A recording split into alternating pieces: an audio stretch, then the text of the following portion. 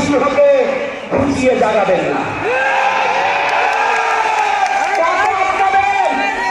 আপনার যতগুলো বাংলাদেশের প্রশাসন আছে তার দিয়ে সনাতনী জাতি কোনো অংশ কম নাই। সনাতনী জাতি এখন লড়তে শিখেছে, কারণ সনাতনী জাতি জানে তাদের কোনো মৃত্যু নাই, মৃত্যু করে আবার তাদের জন্ম আছে।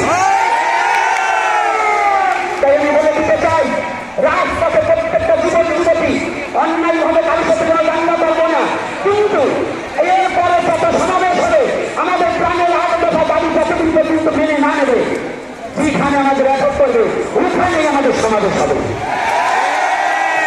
ওখানেই আমাদের সমাবেশ হবে। আর পিঠাই আমি করবো না।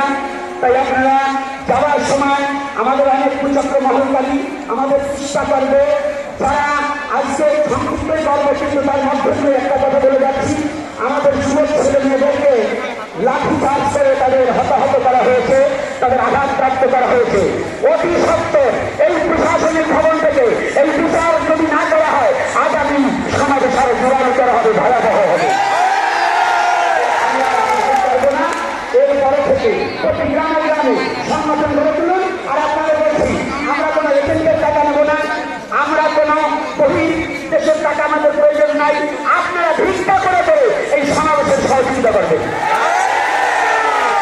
আমাদের যা আছে তাই দিয়ে আমরা সমাবেশ, আমরা খাইয়ে সমাবেশ করি না, আমরা ঘুষ দিয়ে সমাবেশ করি না, আমরা কিষাণ কিনে সমাবেশ করি না, আমরা ভালোবাসার সনাতনকে ভালোবেসে সংঘবদ্ধ হব।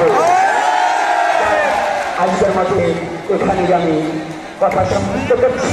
আপনারা সকলে সুস্থ থাকুন, ভালো থাকুন, সনাতনকে ভালোবাসে এগিয়ে আসুন, নিজের সধর্মকে রক্ষা করুন। জয় শ্রী